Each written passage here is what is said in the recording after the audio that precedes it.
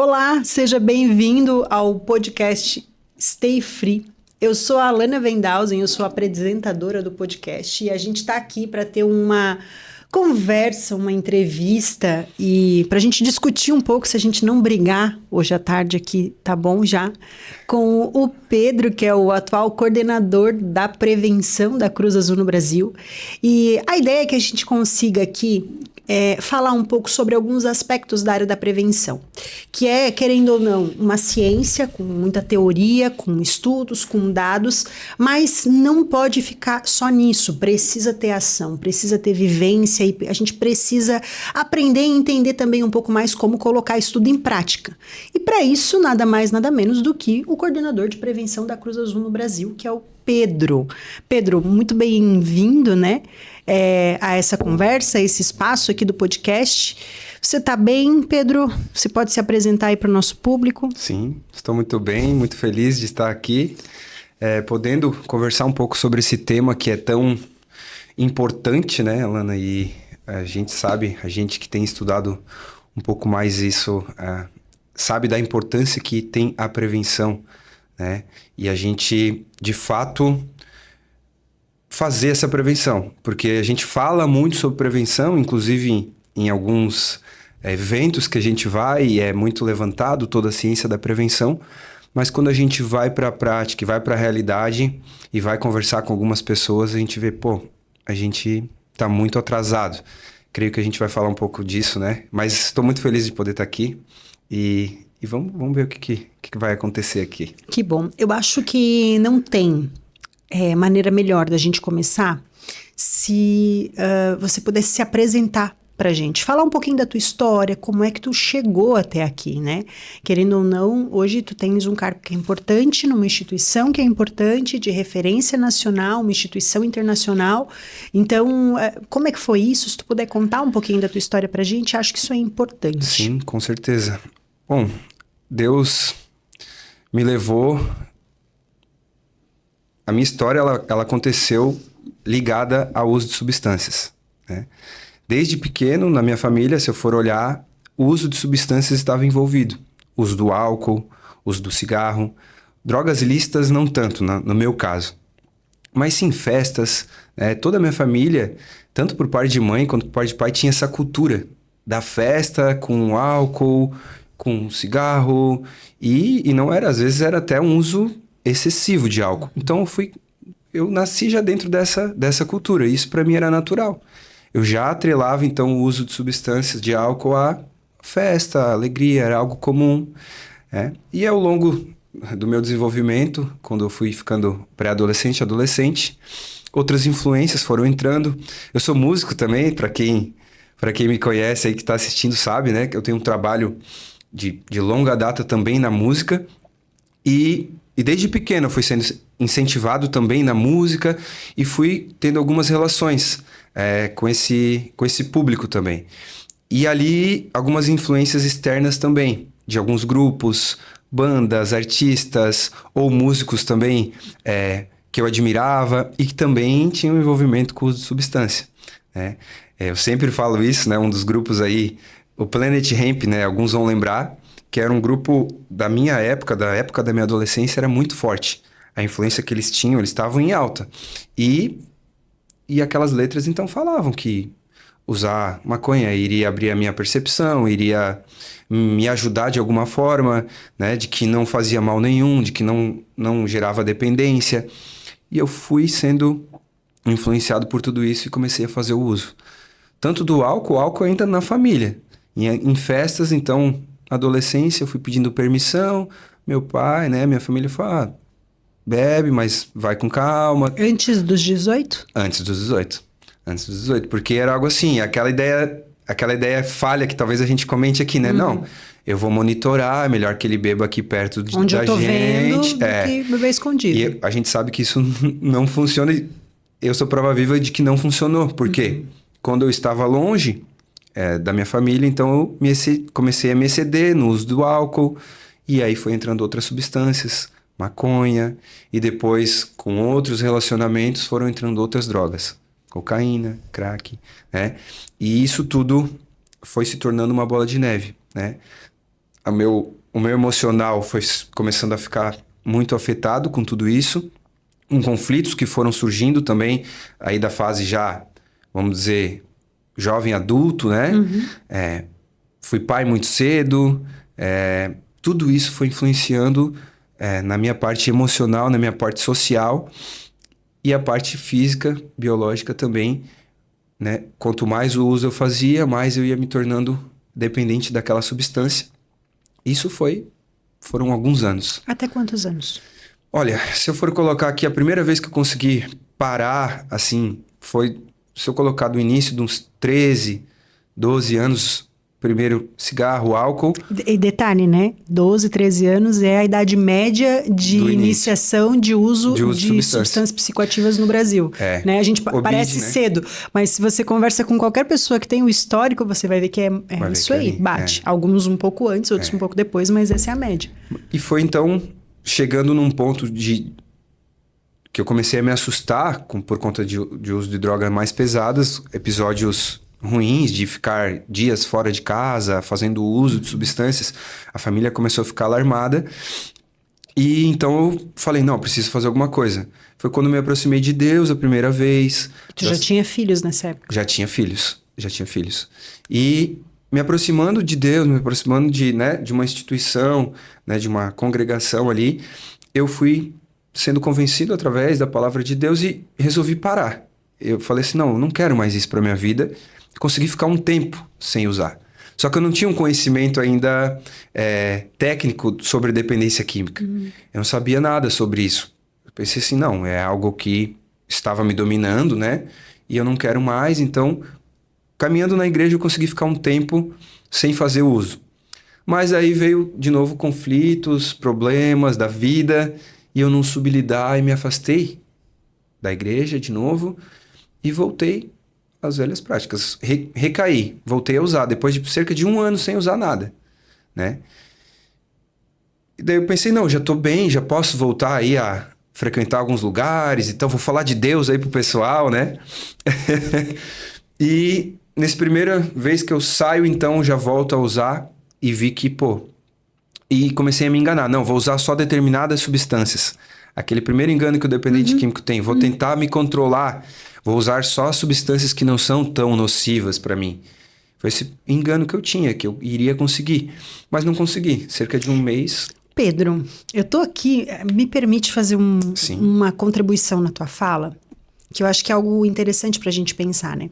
Quando a gente pensa em mudança de comportamento, a gente vai sempre pensar em 1 ou 2 aspectos no máximo. Então, eu tenho uma pessoa que está fazendo uso de drogas, que entende que precisa mudar, vai para uma instituição religiosa e começa a fortalecer e desenvolver o seu lado espiritual. E, obviamente, isso é importante, é claro que é, mas nós não somos apenas seres espirituais. Exato. Nós somos seres emocionais, então precisa haver o desenvolvimento de habilidades emocionais. Nós somos seres sociais, você precisa mudar o ambiente. Isso. Sério. Isso tudo acabou acontecendo. Isso, mas o que eu quero chamar a atenção... Bom visualizar isso, é que, às vezes a gente acha, eu vou mudar uma coisa e vai dar certo, vai funcionar. E não, a gente tem que lembrar que nós somos seres biopsico-socioespirituais. Então, Exato. tem o biológico, não adianta a pessoa estar dentro da igreja, mas está intoxicada, por exemplo. Né? Tem o emocional, que você precisa aprender a resolver de outra forma. E também a questão consciência, como tu falou, eu precisava de um pouco de conhecimento técnico. Tem o espiritual e tem o social.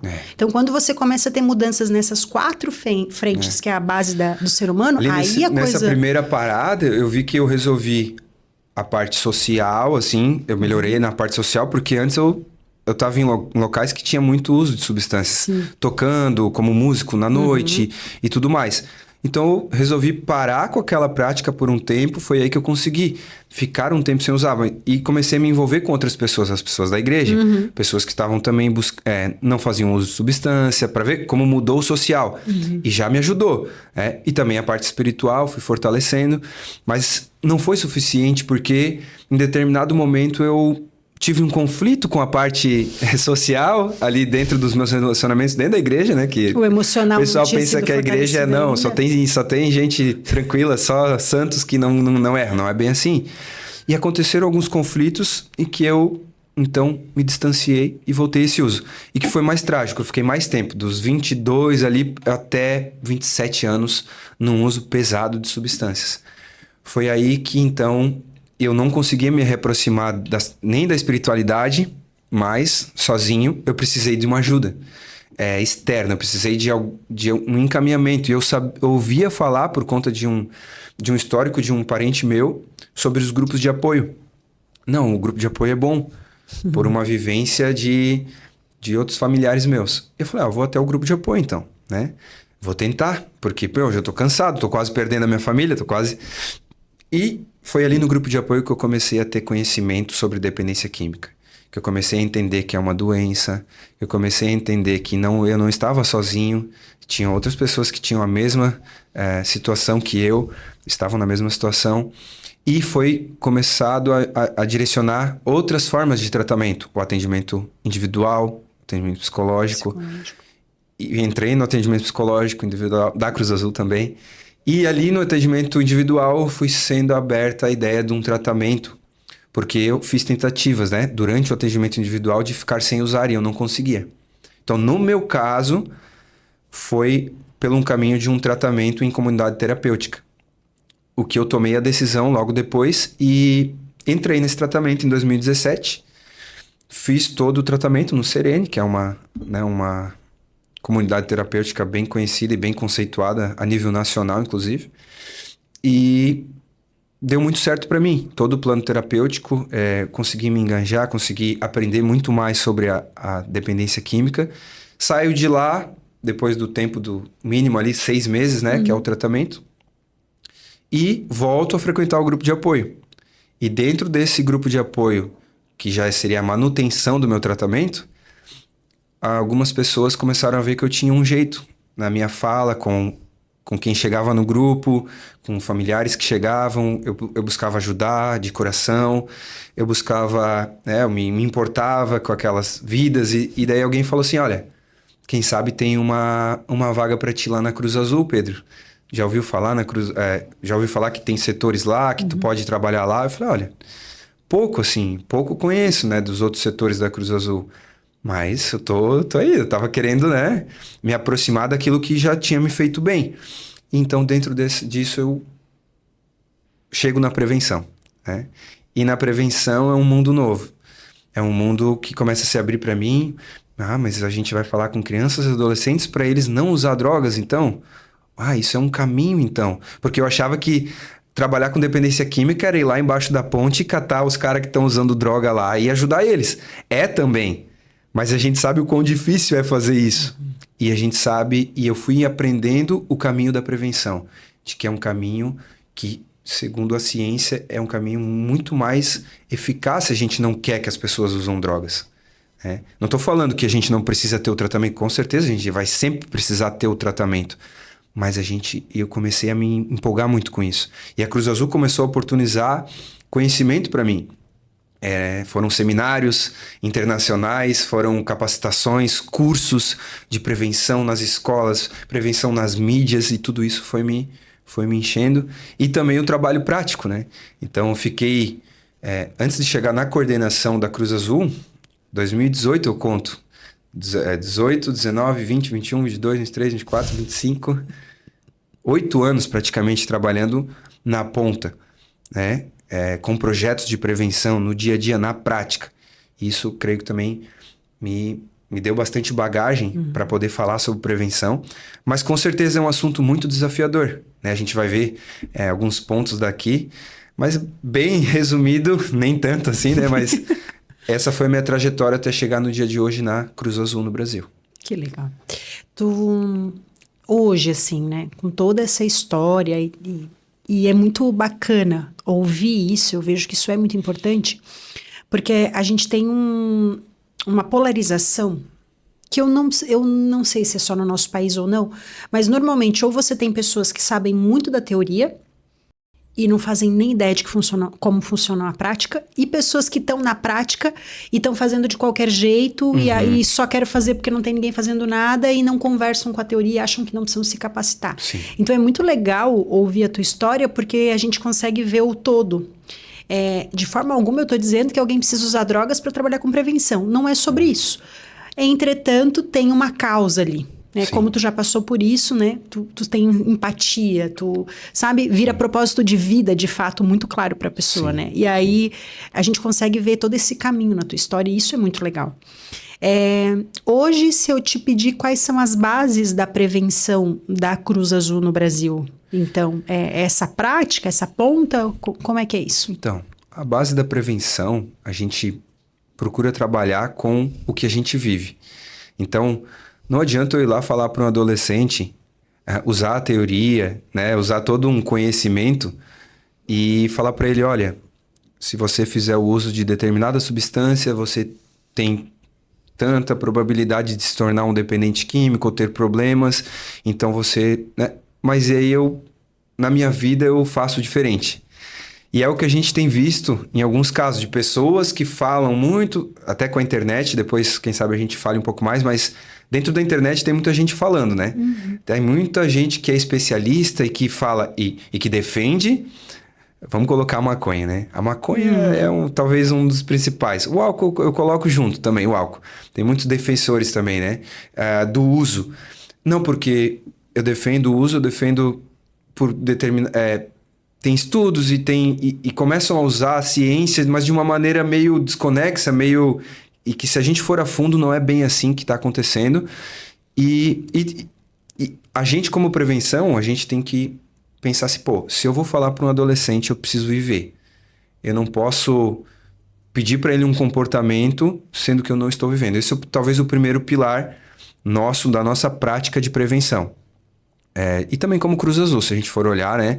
A gente tem esse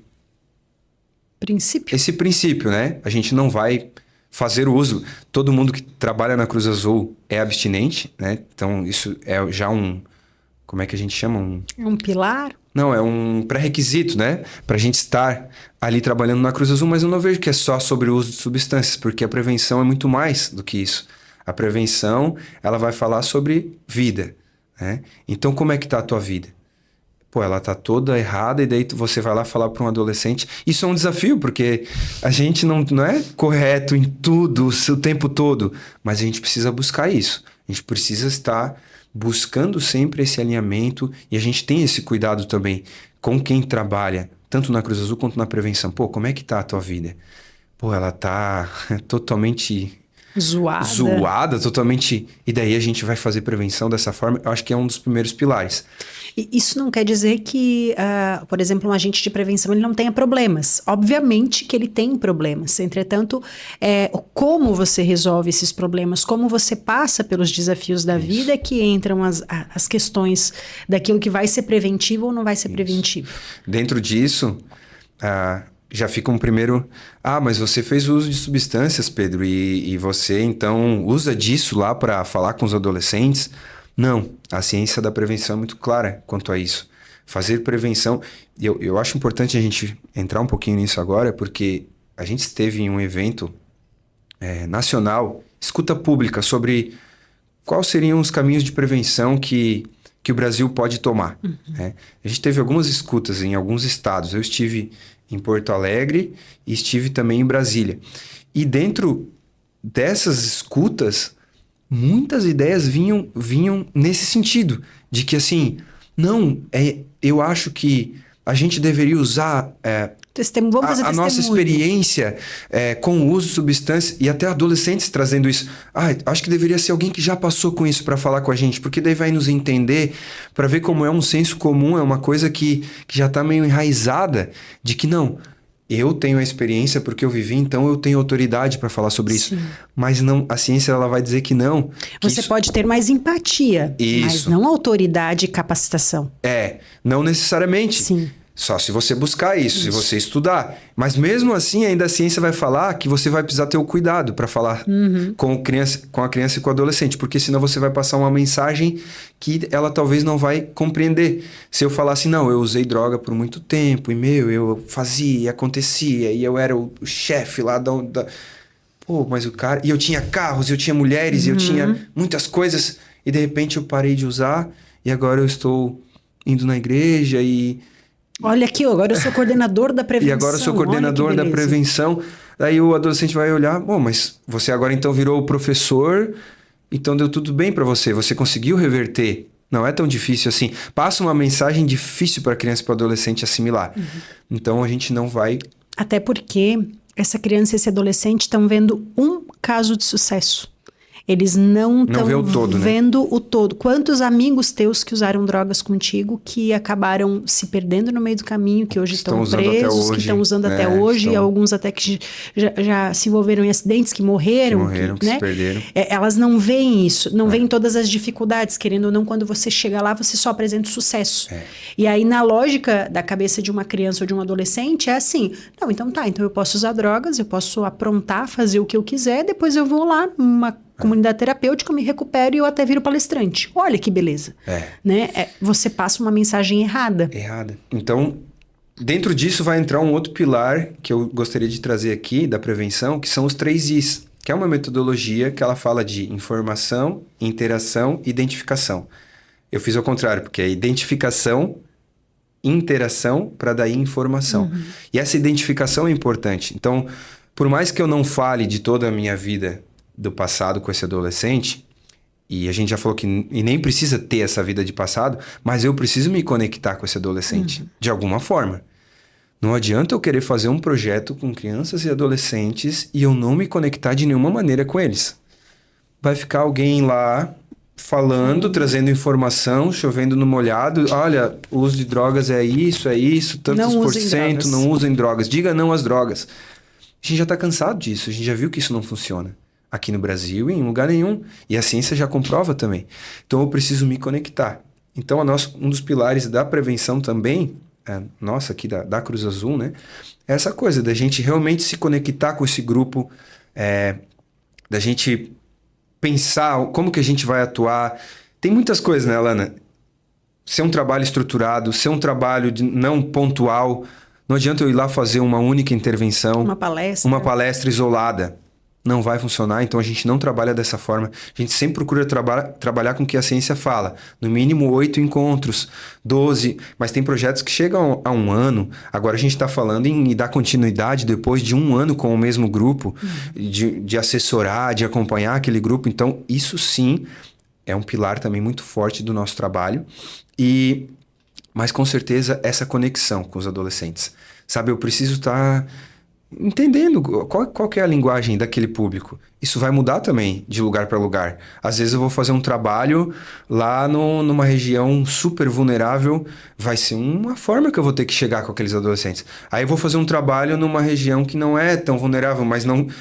Vamos pensar em aspecto socioeconômico, né? Mas...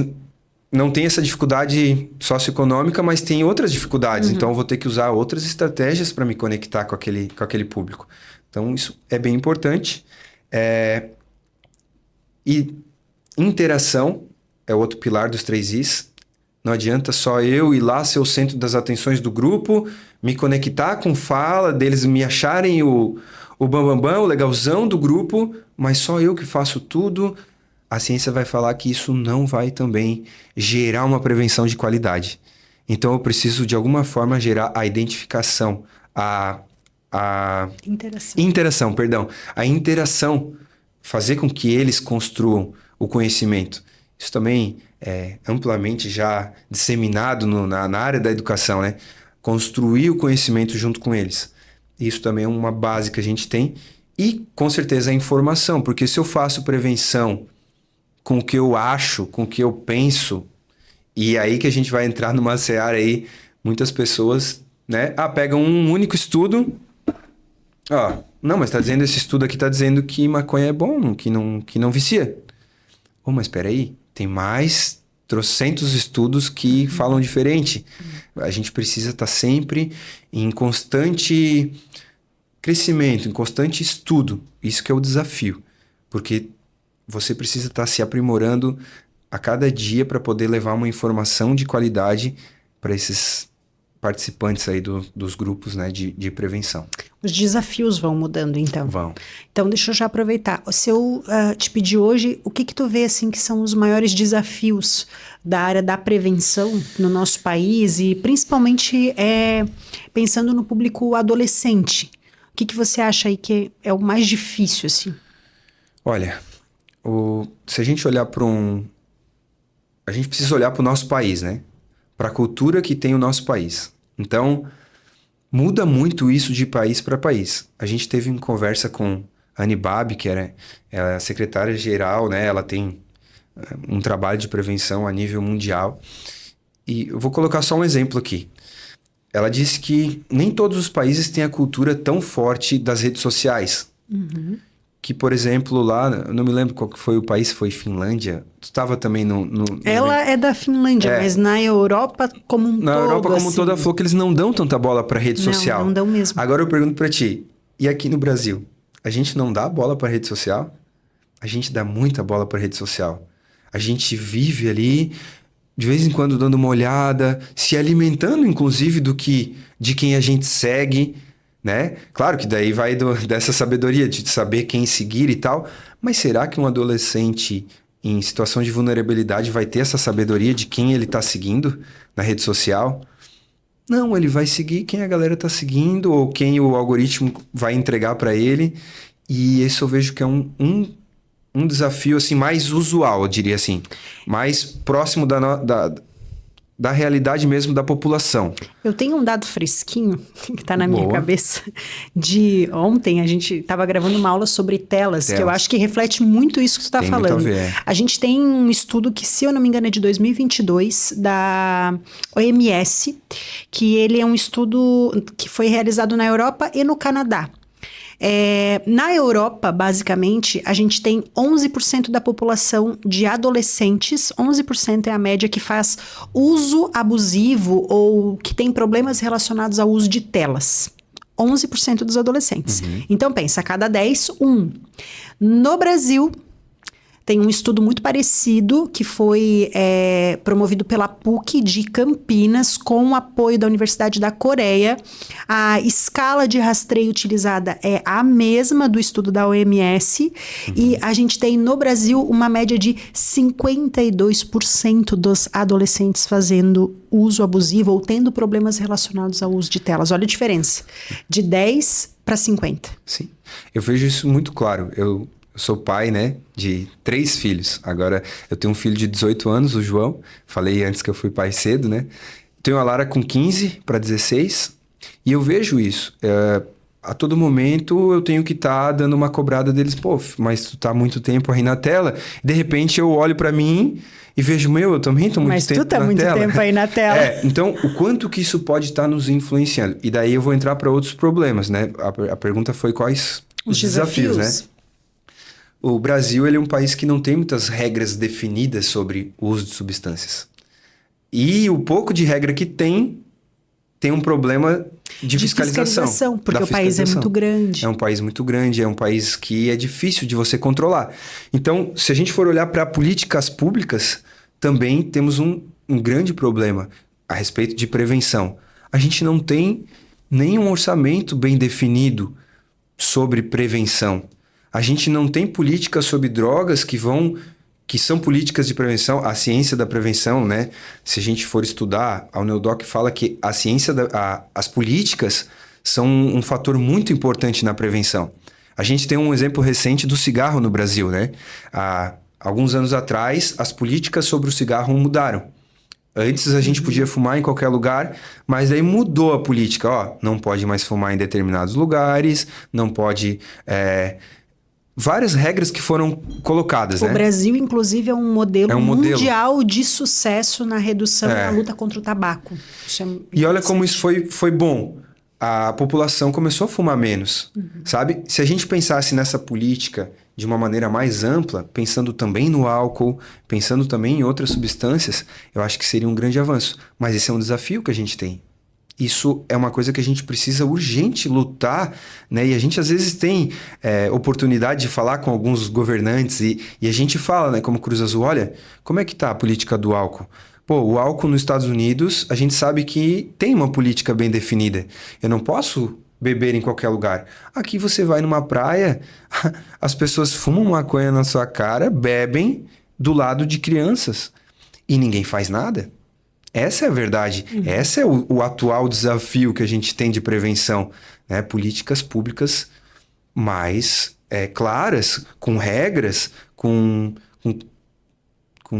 leis que vão proteger a criança e o adolescente. E, inclusive, uma sociedade ativa na área da prevenção, né? Que vê, por exemplo, um pai fumando maconha na frente da criança ou num lugar público, que essa pessoa, ela saiba como reivindicar, como proteger o direito daquela criança. Porque você vê uma situação dessa, você faz o quê? Você aborda o pai? Não tem como. Você chama a polícia também não faz nada, não pode fazer nada. Dependendo da situação. A gente tem o vape, né, agora. A bola da vez é o vape. Tive numa escola hoje, de manhã. Um diretor entregou 4 aparelhinhos que ele tinha pego recentemente. Bom, pela nossa lei, o uso do vape é proibido. A venda desses dispositivos, a importação, a venda, a comercialização e o uso é proibido. E aí? E o que a gente vai fazer? Tá todo mundo usando e não tem uma fiscalização, não tem uma definição sobre isso. Quem está pagando o preço? Os adolescentes. Eles estão fazendo uso, está se tornando uma geração que está se tornando dependente dessa... Que é a mesma substância, né? O tabaco. Parece que é algo novo, mas não é, né? Só mudou a forma. Então, a gente teve um avanço. Aí, como a lei não é clara, tem esse detalhe. A lei não é clara com relação à questão do tabaco para o vape. Então, não dá para você aplicar a mesma coisa. A gente tem um problema nos municípios, inclusive. Os municípios estão tentando fazer protocolos municipais e um está tentando pegar o exemplo do outro, mas é difícil, porque no fim, a gente tem tanta lei e aí uma vai atrapalhando e embaraçando a outra, entende? Você não consegue... A gente sempre tem essa dúvida. A gente vai num município... mas como é que é a política de vocês? Vocês recolhem o dispositivo TEFs, né? Dispositivo para fumar. Vocês recolhem e fazem o quê? Entrega para a polícia? Aí uns falam, não, eu recolho e devolvo pro pai. Outra escola fala, não, eu recolho e fica aqui comigo. Outros falam, não, eu recolho e entrego para a polícia destrói. Então, não tem um padrão? Não tem uma definição, né?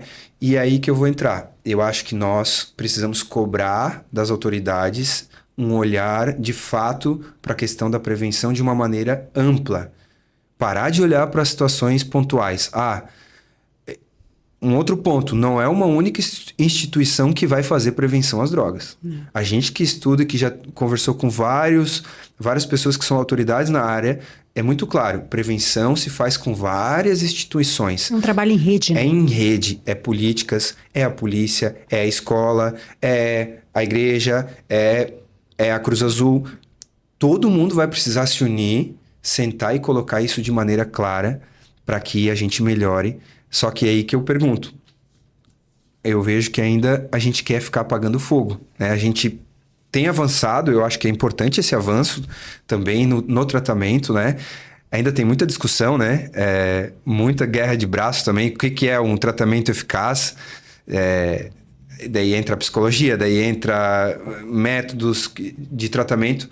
Mas eu acho que essa discussão a gente já tem, pelo menos, avançado, né? A gente tem olhado bastante para o tratamento. Mas quando que a gente vai olhar com seriedade para a questão da prevenção, né? Quanto de dinheiro? Tem países que têm, já bem estabelecidos, um orçamento para fazer prevenção. Nós aqui ainda não estamos começando a falar sobre isso, mas enquanto isso os adolescentes estão aí, as crianças estão aí, sendo expostas ao uso de substâncias e estão se tornando dependentes químicos, e daí fica feio o negócio. Aí quando fica feio lá na cidade, que daí tem um dependente químico que está lá fazendo e acontecendo, todo sujo, todo ruim, daí a gente olha, aí incomoda, né? Ver um dependente químico lá todo urinado, todo sujo, carregando, roubando muitas vezes, ou incomodando. Daí a gente olha. Só que daí já é tarde. Aí é muito mais caro, né? O famoso dado aí do Escritório das Nações Unidas sobre Drogas, né? A cada $1 investido em prevenção, você economiza $10 em tratamento. Em tratamento, em políticas, em segurança, em assistência, em saúde, tudo que impacta, né? A dependência química. Então, cara, a gente tem tudo na mão. Eu, às vezes, me pergunto, eu não sei, a gente precisa fazer mais barulho, a gente precisa falar mais sobre isso, a gente precisa pegar pessoas mais influentes, quem sabe, para fazer pressão, a gente precisa fazer o advocacy. Eu acho que é importante esse tipo de podcast, né? E que isso chegue, talvez, nas autoridades, mas que chegue também na sociedade. É a sociedade que vai fazer essa pressão. Quem sabe, olha, a gente quer algum trabalho de prevenção lá na escola. A gente precisa. Talvez por falta de conhecimento, talvez até hoje você não tinha ouvido falar sobre tudo isso, como até um pouco tempo atrás eu comentei que eu também tinha essa ignorância. Mas agora a gente está começando a ter esse conhecimento cada vez mais forte. Então, a gente precisa começar a fazer mais pressão para que, de fato, seja investido em prevenção. No Brasil, a gente tem uma cultura muito forte do ProERD, né? Sim. Ele virou política pública, então quando a gente pensa prevenção às drogas, a gente pensa ProERD, como se essa fosse a única saída. Exatamente. Pensando nesse sentido, né? De que temos mais saídas e a gente precisa ter uma mudança social, uma mudança na mentalidade. Um bom caminho seria paz. Certo? Sim. Porque existe aí todo um anseio, né? Obviamente, do seu pai, dos pais quererem defender os seus filhos. Sim. Tanto, é bem interessante. Antes tu falou, né? A galera da liberação aí vai lá com plaquinha dizendo que tem que liberar tudo, mas você não vê essa galera liberando maconha pro filho menor de 18 anos em casa, sim, né? Não vê, tá? Tem como a gente fazer prevenção, por exemplo, dentro da família? É possível fazer isso? Com certeza é um anseio aí, né, das famílias e fala assim, meu filho está sendo bombardeado de todos os lados, né? A rede social vem com um monte de ideias. Ele vai para a escola, os colegas vêm com um monte de ideias. Os colegas estão usando o vape lá. E o que eu vou fazer com meu filho? Cara, a ciência ela traz várias estratégias de prevenção familiar, de você poder se aproximar do seu filho e você começar a promover uma prevenção ali dentro de casa, né? Eu anotei algumas coisas aqui. Não precisa deixar na mão do ProERD ou da Cruz Azul, então. Não necessariamente. Lembra que eu falei aqui no momento, a prevenção ela é feita com várias frentes. É uma rede, mas com certeza a gente não vai... como é que a gente fala? Passar a responsabilidade para os outros. Terceirizar, né? A gente também tem, com certeza, um papel de responsabilidade com os nossos. Então, o pilar da prevenção, antes aqui no podcast eu falei, né? É ser exemplo. Quem sabe esse é um primeiro pilar também na família. Como que eu vou querer que meu filho não faça uso de substância se eu nem fiz uma análise ainda da minha vida do que eu tô fazendo? Eu tô ali bebendo todo final de semana. Mas eu não tenho problema. Mas, eu bebo excessivamente no final de semana. Meu filho tá observando, né? Eu faço uso de cigarro, eu faço uso de outras substâncias. Ou eu tenho um comportamento de conflito dentro de casa. Tô sempre brigando, tô sempre em conflito com o meu cônjuge ou com meus próprios filhos. Eu só critico, eu só brigo com eles. Cara, que modelo que eu tô sendo de pessoa, de ser humano? Primeiro ponto. Eu tenho outras coisas que eu anotei aqui. Vínculo é uma coisa importante, né? Eu não posso ficar só vivendo aquela vida cotidiana com meu filho e eu não buscar aprofundar mais o vínculo com ele em algumas coisas. Posso dar um exemplo, Pedro? Pode. Porque tu acabou de falar sobre... ser referência para o filho, como tu acabou de colocar, e agora tu falou de vínculo, né? E como eu tô com um dado fresquinho na cabeça, antes eu falei do número, né, dos adolescentes que têm problemas relacionados ao uso de telas brasileiros, que é 53%. Só que detalhe, tá? A gente tem uma pesquisa com adultos brasileiros também. E 35% dos adultos fazem uso problemático de telas. Aquilo que a gente falou. Então, você quer cobrar que o adolescente está na tela, mas é você que está também. Exato. E aí, agora você falou sobre vínculo, né? Você fica naquela rotina. Vai para a escola, você vai para o trabalho, a criança vai para a escola, todo mundo chega em casa, começa a mexer no celular. Que tipo de vínculo é esse? Janta... E daí, dependendo da situação, ainda janta cada um no seu canto ali, com o celular. Se não for na frente da TV, se não for com o celular. Então, quais são as atividades, talvez, offline, até que essa família está fazendo? Porque conexão, de verdade, ela não vai acontecer através do celular. O vínculo você não vai fazer através de conversas no celular com seu filho. Você vai fazer offline, no dia a dia, né? Na mesa até, inclusive, né? E aí entra um outro ponto que eu também separei aqui, que é a comunicação. Dentro dessa construção de vínculo, eu vou fazer uma atividade com o meu filho, então, ele gosta muito de jogar futebol, vive me pedindo para jogar futebol, eu vou lá, eu vou dar um jeito de separar um tempo e vou lá jogar um futebol com ele, nem que for 1 hora por semana. 1 horinha que eu vou tirar uma vez por semana e eu vou lá. E lá você vai construindo vínculo com ele e vai começar a comunicação. Você vai começar um diálogo com ele. Você vai começar a fazer perguntas para ele. Você vai começar a ler ele. Como que tá as emoções dele? Ele tá triste hoje, eu tô sentindo. E você vai fazendo perguntas e você vai construindo isso com o seu filho. Isso é muito rico. E isso tem se perdido muito nas famílias. Por conta desse advento da tecnologia, né? Distanciamento. É o distanciamento. É aquela famosa. A gente vai para reuniões familiares às vezes, e daí a gente tá sentado, todo mundo ali, com o celular, e vem uma tia. Você já passou por isso? Vem uma tia e fala: olha aí, ó. Todo mundo. Ó a comunhão aí, ó. Tá todo mundo aí, ó. Que festa de família boa. Então a gente vai ter que dar um jeito, Alana, de... Eu posso dar um exemplo pessoal, Pedro? Pode. É que tá acontecendo agora na minha família, né? E eu acho interessante, porque às vezes quando a gente pensa problemas relacionados ao uso de drogas ou comportamentos de risco, a gente pensa famílias em vulnerabilidade, né? A minha família não é uma família que está em vulnerabilidade social ou emocional. A gente nós temos uma boa estrutura, eu e o meu marido, para com os nossos filhos.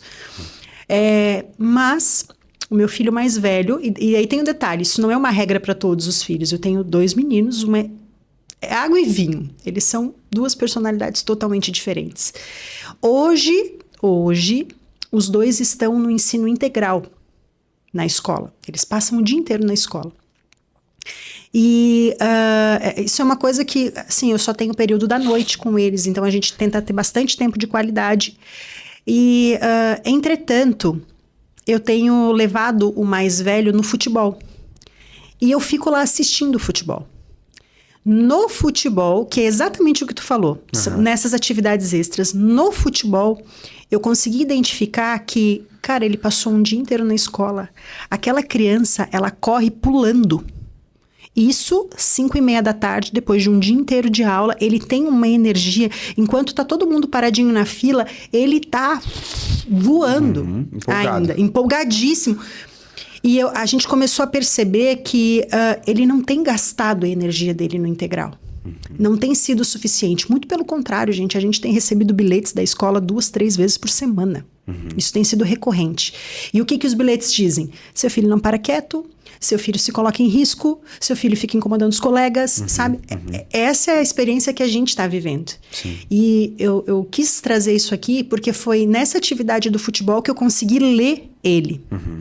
E dessa forma, ele comunicou tanto para mim quanto para o meu marido, dessa forma, sem dizer absolutamente nada. Ele não é uma criança para integral.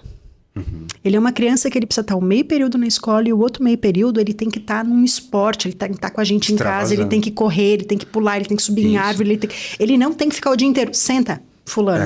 Não incomoda, ciclano. Isso é muito individual, né? E isso é muito individual, coisa que eu tenho certeza que não vai acontecer com o mais novo, que é extremamente tranquilo. É outro perfil, é outra, né? Outra personalidade. Então, assim, tá acontecendo comigo agora. A gente tá tomando a decisão de tirar ele justamente por essa leitura. Como é que você vai fazer leitura do seu filho se você tá o tempo todo no celular? Se tu não olha para ele. Se tu não olha, se tu não tem... E o grande desafio é esse. Não existe uma fórmula pronta que é igual para todos. A prevenção, ela é muito individual. Assim como o tratamento, né? O tratamento também não vai funcionar igual para todos. Mas você vai precisar olhar, participar. Você como pai, então, você vai ter que dar um jeito de ter de se organizar. Eu tô aí com um filho de 1 ano e meio, né, Alana? Eu tô só pensando, eu tenho toda uma jornada pela frente. Mas eu quero tentar fazer isso com ele. Eu quero me aproximar. Existe uma base, como tu trouxe, né? Por exemplo, ter vínculo fortalecido com o seu filho. Entretanto, como se fortalece vínculo é muito diferente de criança para criança. Isso. E para você saber isso é feeling, você precisa conviver. Não tem um manual, um jeito certo para fazer. O jeito que eu fortaleço o vínculo com o mais velho é diferente do jeito que eu fortaleço o vínculo com o mais novo. O meu mais velho, eu já fortaleço com música, né? Que ele também foi para música. E ontem, ele tem 18 anos. Ontem à noite ele tava com o álbum da Copa lá em casa. Eu peguei, sentei com ele, olhei todas as páginas, quais as figuras que ele tinha. Pô, ele tem 18 anos? eu já podia estar assim, cara, se vira. Não, mas eu sentei lá com ele, eu vi que aquilo era importante pra ele. Eu gosto assim, mas não sou tão, né? Eu olhei todas as páginas com ele, vi o que tinha de quais as figuras que ele já tinha. Acho que isso é importante, sabe? É no dia a dia a prevenção. Claro que daí vão entrar outras coisas, né? Que eu também vou aproveitar para trazer aqui, que é o monitoramento, saber onde seu filho tá e com quem ele está. Isso é muito importante na prevenção familiar. Então, eu não posso confiar de olhos vendados no meu filho e tudo que ele fala para mim eu vou acreditar. Não, fui lá na casa... Aquele exemplo clássico, né? Eu vou dormir lá na casa da fulana, mãe. Será? Será que tu vai dormir lá mesmo?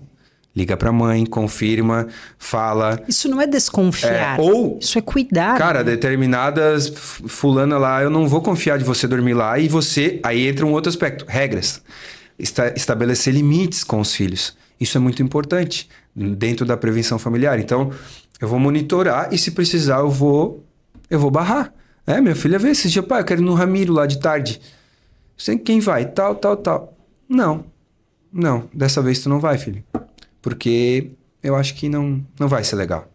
Sabe, de vez em quando soltar uns não, assim, também, pra eles sentir que... E até explicar, né? Não. Fulano eu não gosto de... fulano não conheço muito bem. No horário que vocês querem ir, é um horário que é meio perigoso. Não é que eu não confio em você, mas dessa vez eu acho que não tá legal, porque aí tinha outros motivos mais pessoais ali, claros, que eu falei, olha, por causa também disso, desse teu comportamento que tu já mostrou que não foi legal, eu acho que agora é um não. Hoje não. Quem sabe, se você me mostrar que você está melhorando, que você está evoluindo, podemos chegar num sim. Mas isso tudo é construído também em diálogo, que é outro fator importante também nessa prevenção. Eu não posso simplesmente olhar para o meu filho e falar assim, é não e acabou, eu sou... Não, peraí. Por que não? Você tem alguma outra... Você tem alguma objeção para esse meu não? Porque tentar construir com eles... Principalmente se for adolescente. Principalmente se for adolescente, Você construir, né, essas regras junto com eles e de acordo... Claro que vai ter um momento que você vai ter que... Tem um princípio básico do desenvolvimento humano que eu acho que ele é importante até para prevenção, que é assim, né? Criança precisa de regras, de previsibilidade, de estrutura. Então, rotina. Rotina. De cima para baixo, quem estabelece é o adulto e ponto. Agora, adolescente, muitos pais eu vejo que eles têm essa dificuldade. Criança, é ele que manda na casa e ponto. E aí, quando começa a virar adolescente, o jogo não é que ele começa a virar, mas ele precisa mudar. Então, assim, você precisa começar a considerar a opinião do seu adolescente. Ele precisa começar a sentir que ele participa. Ele não vai definir a regra, mas ele precisa contribuir. Então, ele vai na primeira festinha dele, né? Pai, posso ir? A festa vai até às 22 horas. Você pode, só um exemplo, você pode devolver a pergunta. Olha, você acha que 22 horas para um pré-adolescente de 13 anos é um horário adequado? Isso. Aí ele mesmo vai pensar. Então Questiona, se eu ficar né? até as 8 e você pode me buscar. E aí vai construindo isso com o adolescente. Essa mudança, essa virada, o adolescente precisa ganhar autonomia. E a autonomia se constrói, não se dá de uma hora para outra, né? Isso. Se vai se construindo com a confiança. Então, essa virada, eu vejo que muitos pais têm essa dificuldade. Isso. A partir de Começa agora... a entrar num embate daí. Isso. E daí distancia mais ainda o adolescente. E aí tu vai ter um problema com o vínculo que foi o que eu trouxe. Pedro, você tá falando que eu tenho que ser o melhor amigo do meu filho. Não é isso.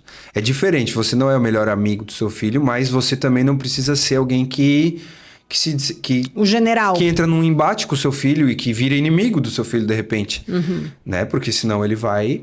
E a gente vê alguns casos, né? De filhos que daí se distanciam, né? Deixa eu te fazer uma última pergunta ainda sobre família, assim, Sim. né? Que eu vejo que esse é um tema importante, porque quando a gente fala de política pública, quando a gente fala de ciência da prevenção, eu percebo que isso fica um pouco distante das pessoas, né? Sim. Eu trabalho nessa área, né? E para mim é difícil, é desanimador pensar em política pública no Brasil. Sim. Mas quando eu falo de família, peraí, tá na minha mão, eu tenho mais autonomia, próximo, né? Tá mais próximo. Tu apontou muitas coisas positivas que as famílias podem fazer.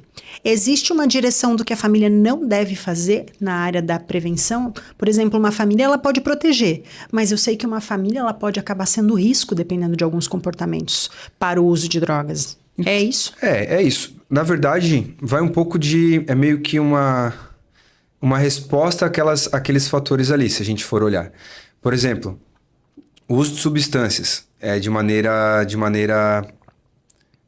fazer uso de substância de maneira nociva ali, né? Sim. Claro, tem a questão do álcool, né? Hoje em dia é essa discussão. O uso do álcool em qualquer nível, ele é nocivo, mas pode ser que ele não seja nocivo ali na parte social da sua família. Eu não estou entrando nesse mérito. Mas então, eu estou dizendo num alcoolismo... O uso abusivo de substâncias psicoativas, ele acaba sendo um fator de risco. Fator de risco, né? Okay. Pais negligentes, pais que não estão nem aí para os filhos, né? É um fator de risco. Pô, não quer saber de nada do filho. Mas tá vendo como é o contrário? Algumas coisas são o contrário do que a gente já falou. Mas, pô, aquele pai que não tá nem aí pro filho. O filho fala que vai ficar até... Tu falou do chega 11 horas da noite em casa e o pai não fala nada. Isso é negligência. Sim, o filho vai sentir aquilo. Pô, ele vai se sentir... Cara, ninguém tá nem aí pra mim. E às vezes ele começa a querer chamar a atenção, daí, inclusive, né? Agora eu vou fazer pior pra ver se alguém me dá atenção. Então, pô, se eu sou pai... e eu sou negligente, eu vou precisar reformular isso, tá? Tem um outro ponto interessante, Elana, quando a gente fala em fator de risco, tem um dado que fala que não fazer pelo menos uma refeição em família pode ser um fator de risco para o uso de substâncias. Então, é aquela família que ela não se reúne em nenhum momento durante o dia. Não é o almoço de domingo. Não é aquele almoço de domingo todo especial. Não precisa ser especial, mas precisa sentar na mesa, sem isso daqui, sem o celular, sem outras distrações. Pode ser um pão com ovo. A mãe fazendo um ovo frito ali, com um pãozinho, mas a família é só a mãe e dois filhos. Vamos pensar numa família... Senta os dois filhos com a mãe, faz aquele ovinho e senta na mesa e olha um pro olho do outro e como é que foi teu dia? Vocês estão precisando de alguma ajuda? Vocês estão passando por algum problema? Pode ser que até tenha um não inicial, mas aí se você faz essa prática diariamente, no outro dia você vai sentindo. Ele vai virando um ambiente seguro, né? Uma prática segura. E você vai começando a sentir ali, pô, a minha filha não tá legal. Porque ela falou que não, mas eu tô notando... Mas é que você senta todo dia com ela, então você conhece bem o jeito dela, porque o vínculo tá afinado. Por que vira um fator de risco? Porque daí eu perco esse trunfo meu de sentar ali. E daí meu filho vai ficando mais largado, vai ficando mais... As questões emocionais dele vão se agravando, porque eu não tenho mais esse momento. A mesa com ele. Tá, então eu poderia falar assim, mais ou menos. Você que quer ter um filho dependente químico, usuário de drogas ou com comportamentos de risco, combo para que seu filho tenha comportamentos de risco.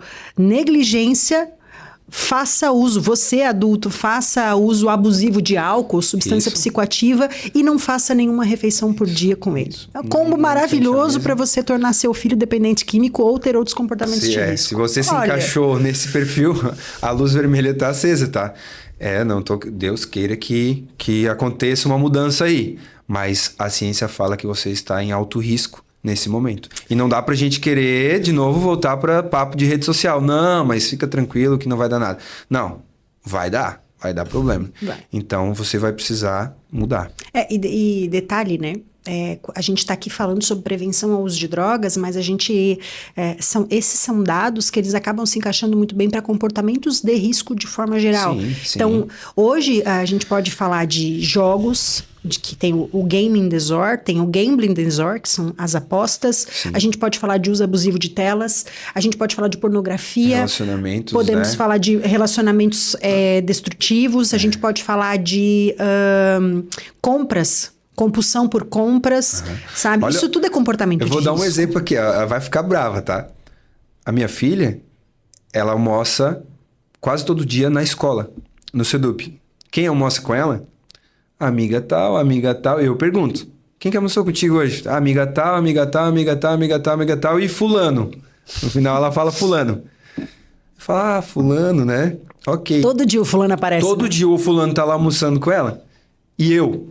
E daí eu vou ficar para trás. Se eu não tiver um momento com ela em casa, ela vai começar a ter mais influência com quem ela tá sentando à mesa todo dia lá, né? Com as amizades, com quem for. Então é minha responsabilidade trazer ela para perto, conversar, dialogar. Isso é prevenção em família. Pedro, para a gente se encaminhar agora pro final, Conversa muito boa, muito produtiva. Eu particularmente poderia ficar aqui, né, nessa conversa uma tarde inteira. De conversar sobre isso. A gente está em casa, né? Mas se tu pudesse deixar, assim, uma mensagem, né?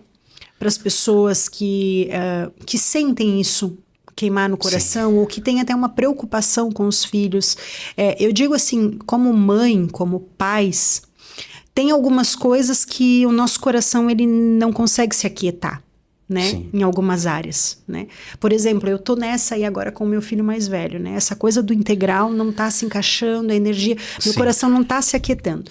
E qual que é a mensagem que tu poderia deixar para essas pessoas que têm um coração que não se aquieta nessa área de uso de drogas e comportamentos de risco? Eu vou deixar uma mensagem tanto para pais, como a gente veio falando aqui para pais, mas também para quem queima em fazer prevenção. De uma maneira talvez um pouco mais ampla, de aquela pessoa que queima e olha para o jovem ou olha para um dependente químico e quer ajudar aquela pessoa de alguma forma, ou olha para um jovem que está iniciando nesse mundo do uso de substância e fala, meu Deus, olha lá, cara, aquele jovem tá se perdendo, ele tá indo para um caminho, né? E cara, botar a cara. Essa mensagem vai ser para mim também. É botar a cara, usar então também das redes sociais, mas não só, mas falar sobre isso, mas não falar de qualquer maneira, é estudar, é você se capacitar. Hoje em dia tem alguns cursos, algumas capacitações que a gente pode fazer, inclusive a Cruz Azul oferece alguns materiais sobre prevenção na prática, sobre o que é prevenção, sobre de que maneira eficaz, o que a ciência fala sobre a prevenção. Acho que é o primeiro ponto. Prevenção familiar. Prevenção familiar, nós estamos construindo inclusive um curso especificamente sobre prevenção familiar, que vai ser muito legal, já fica aí o spoiler, né? Mas assim, você se capacitar, mas não adianta eu me capacitar, fazer todo um curso e eu não falar. A gente estava até falando antes aqui nos bastidores, né? Eu tenho uma rede social e eu pouco tenho feito postagens da área na minha rede social. Eu faço bastante sobre música, porque também é uma área que eu gosto muito e que eu trabalho. Mas assim, e a prevenção? Poderia estar fazendo mais, sabe? Tem pessoas que têm temas aí, elas vão para a rede social ou elas vão e botam a cara e conectam com as pessoas e conseguem levar uma informação. Só que às vezes não é uma informação tão preciosa quanto essa informação sobre prevenção e por isso do se capacitar, porque não adianta eu levar qualquer informação. Eu preciso ter essa responsabilidade de levar o que de fato é verdade. Cara, para mim foi um boom quando eu descobri que maconha aumenta em 37% a questão de ansiedade, depressão, com quem faz uso desde a adolescência até a fase adulta. Isso é um estudo do JAMA, você pode pesquisar, que são publicações muito sérias. Aumenta em 50% a questão de ideação suicida, pensamento suicida. Quem usa maconha comparado com quem nunca usou. Quando eu fui descobrindo essas coisas, foi abrindo a minha mente, só que é minha responsabilidade disseminar isso. Se eu tenho esse conhecimento e guardo ele só para mim, sabe? Eu acho que seria esse incentivo que eu queria dar. Assim, a gente precisa botar a cara, a gente precisa cobrar como sociedade, a gente precisa cobrar dos nossos governantes a nível municipal, estadual e federal, as políticas que a gente falou no início aqui. Eu acho que essa é a mensagem que eu quero deixar. A gente tem que ir para cima, a gente não pode mais ficar... O nome do podcast foi esse, Prevenção mais Ação. Eu acho que essa é a mensagem que eu quero deixar para mim e para todos mim que estão também, ouvindo. Tá? E para mim também, porque essa mensagem final foi um tapão na minha cara, né? A gente tem tantas pessoas que saem falando, né? Tem 1 milhão, 2 milhões de seguidores e você vai olhar o conteúdo e você fica assim... Como assim? Sim. E a gente que trabalha na área, que estuda, você vai olhar, a gente tem 500 seguidores e eu só posto foto dos filhos e tal. Isso é um tapa na minha cara. Porque, sabe, nós, especialistas na prevenção, tínhamos que ter 1 milhão de seguidores. Nós tínhamos que estar influenciando os adolescentes. Isso é um trabalho. É um trabalho. É uma coisa que precisa ser construída. Então, ainda dá tempo, eu acho, né? Sempre vai dar tempo. Sempre vai dar tempo. E você também fica aberto, se você quiser entrar em contato conosco, para que a gente possa trocar ideia. Pô, eu tô querendo fazer isso, Pedro.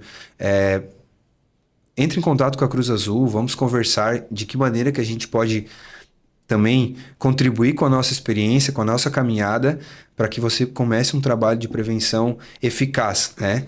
Infelizmente, não sei se dá tempo ainda, mas eu vou falar. Em alguns municípios que eu já fui visitar, ainda existe a velha ideia de prevenção. Estivemos num município aí no Paraná, e o governante lá, o vice-prefeito, não, a gente faz prevenção aqui na cidade, a gente tem um trabalho de prevenção. Fomos investigar que trabalho de prevenção que era uma pessoa na prefeitura que contratava um ex-usuário de substâncias, e essa pessoa ia nas escolas fazer o testemunho. Totalmente contrário do que a prevenção fala para fazer. Então, assim, o querer fazer é importante, mas fazer com responsabilidade. Então, nós estamos aqui também abertos para compartilhar, né, a experiência, e é isso. Queridos, como o Pedro falou, né? Se você tiver dúvidas, se você tiver dificuldade até mesmo com alguém, precisar de algum auxílio, entre em contato conosco através das nossas redes sociais, no Instagram, no site da Cruz Azul. Nós estamos à disposição, né? Pedro, é até difícil para mim falar um pouco, porque eu tenho um carinho muito grande por ti. A gente não... E eu por você também. Não focou aqui, né? Porque o nosso foco aqui não era toda a história que a gente tem. Sim. Mas é muito legal. Eu lembro do primeiro dia que tu veio fazer entrevista, e fui eu que fiz a entrevista do Pedro. E se eu contar para vocês tudo que passou na minha cabeça naquela entrevista... Meu chapéu. Mas cada um que me aparece, cada um que o Senhor me manda, eu lembro que eu pensei coisas desse tipo, sabe? Sim. E tu és um baita presente que o Senhor deu tanto para mim quanto para a Cruz Azul. Tá? Obrigado. Bom, com certeza vocês são um presente muito maior para mim, porque se eu estou aqui bem com a minha família estabelecida, comigo mesmo, né? Apesar de N dificuldades que ainda tenho, né? Todos nós temos, né, Lana? Mas assim, só de eu estar aqui, com certeza vocês são totalmente responsáveis, inclusive, pela minha vida, né? Pela minha vida. Eu colocaria assim, eu sempre falo isso, o pessoal me chama de puxa-saco aí, né? Mas eu sempre gosto de enaltecer isso e deixar bem claro isso, né? Toda a oportunidade e tudo que vocês proporcionaram para mim, e continuam, né? Continuam me acompanhando, continuam no processo comigo, e isso é muito importante. E isso tem a ver com tudo que nós falamos também. Não adianta a gente querer fazer prevenção se a gente não se conectar com pessoas, acreditar e não nas estar pessoas. disposto a crescer com aqueles que querem, né? Com quem não quer, não tem o que fazer, né? Ela, tipo, se a pessoa ela não quer, ela não vai, ela vai reclamar, ela vai... Mas com aqueles que querem, a gente ir construindo, a gente ir com paciência, eu acho que tem muita chance de dar certo. Isso é uma prova viva, né? Amém. Amém. Gente, esse foi mais um podcast Stay Free. Se você tiver dúvidas, se você tiver perguntas, se você quiser se conectar com a gente, entre em contato através das redes sociais da Cruz Azul, através do nosso site. A gente está totalmente à disposição de vocês. Obrigada por estar conosco até aqui e até a próxima.